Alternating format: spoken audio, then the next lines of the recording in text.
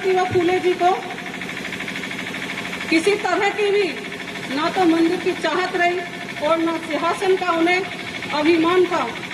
बस इंसान को इंसान होने का हक मिले, यही उनका ऐलान था। और आज हमारे समाज में अपने महापुरुषों को जानने की बिल्कुल भी रुचि यहाँ पे नहीं दिखाई दे रही। एक छोटी सी मैं बात रखना चाहूंगी यहाँ पे। हमने अपने गांव में भैया जी का मैं बहुत बहुत धन्यवाद करती हूँ, आवाज महासंघ के अध्यक्ष लाल सिंह भैया जी को, क्योंकि इन्होंने झुंझुनू में एक प्रोग्राम कराया था। वहाँ पे मैंने बिना कहे घर घर जाकर सभी महिलाओं को बुलाकर लेकर आई और सभी बच्चों को लेकर आई।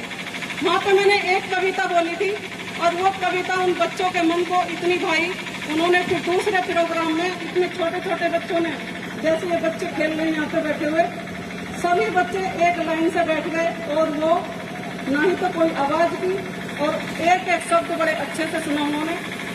और उन्होंने मंच पर आ के बोला, ये एक 5 साल के बच्चे के लिए, 10 साल के बच्चे के लिए बहुत बड़ी बात है।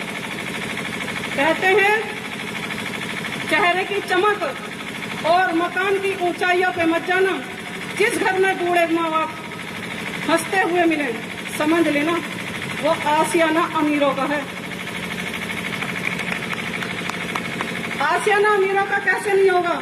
जिस बच्चे को महापुरुषों की विचारधारा के बारे में नहीं पता होगा तो वो तो अपने किताबों भी डंडा बजाएगा और अपनी माँ के लात भी मारेगा। वो देखो भीड़ कितनी। और महापुरुषों की विचारधारा अगर बच्चों के दिमाग में नहीं आएगी तो बच्चे गाली देना भी सीखेंगे और चोरी करना भी सीखेंगे और संगत में, उनकी गलत संगत में भी बैठेंगे।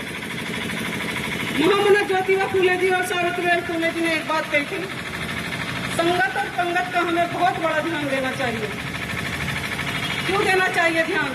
अगर हम पंगत में कहीं जाते हैं और खाना खराब है, उस खाने को हम खा लेते हैं तो हमारा पेट तुरंत खराब हो जाएगा।